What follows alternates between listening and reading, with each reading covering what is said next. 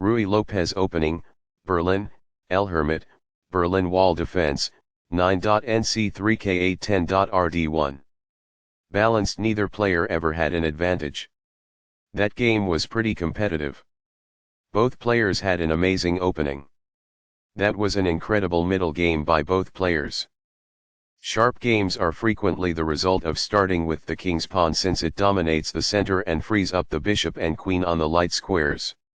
A typical answer is e5, which builds a position in the middle, controls d4, and frees up the queen and bishop on the dark square.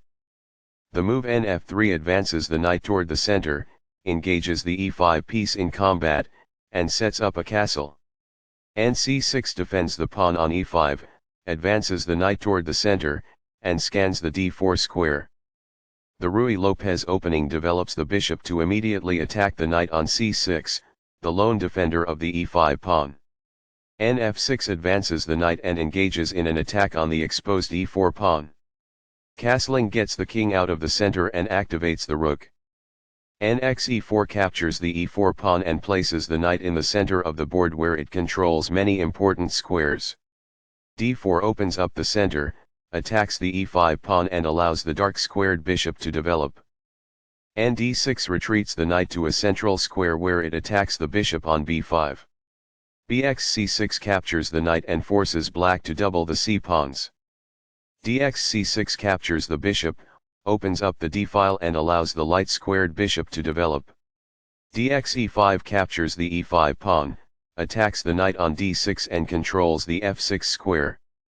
nf5 moves the knight to an active square where it controls d4. qxd8 plus trades queens and stops black from castling. kxd8 recaptures the queen. The d5 and e4 squares are under the control of nc3, which advances the knight into the center. k8 moves the king away from the open d-file. The rook is now on an open file, which helps control squares across the board. Games Master. It is the final book action. This overlooks an opportunity to develop a bishop off its starting square. It is an inaccuracy. The rooks are linked by this, making it easier for them to work together in the future. It is quite good. This attacks a bishop, winning a tempo when it moves away. It is best. The bishop is now in a secure position. That's good. This misses a better way to develop a bishop off its starting square. It is an inaccuracy. Among the best actions. It is quite good. By growing a bishop from its initial square, this activates it. That's good. This reveals an assault and puts a pawn in danger. That's good. This exchange is fair. That's good. This keeps the material balance in check with good commerce. That's good. It is a fair deal after all captures.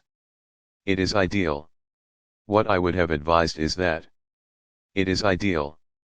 This develops a piece while also winning a tempo on a bishop. It is excellent. The bishop is now in a secure position. It is quite good. By moving a rook from its starting square, this activates it. That's good. Although white lost their edge, the game is still almost evenly matched. It is incorrect. This puts the opposing rook in a position to lose control of the open file. It is ideal. This is an equal trade. It is best. Backs off. It is ideal. This develops a rook off its starting square, getting it into the action. It is good. A pawn that was being attacked and had no defenses is now protected by this. It is ideal. This takes an open file, a common method for activating a rook. It is best. This moves the checking rook farther away. That's good. While not a mistake, that is also not the wisest course of action. That's good. This defends the attacked pawn. It is best. Now that the rook is on an open file, it is easier to control squares all over the board. That's good. This overlooks a more effective approach to sidestep the enemy rook's check. It is incorrect. This misses a much better move. It is a mistake. Balanced, neither player ever had an advantage. That game was pretty competitive. Both players had an amazing opening. That was an incredible middle game by both players.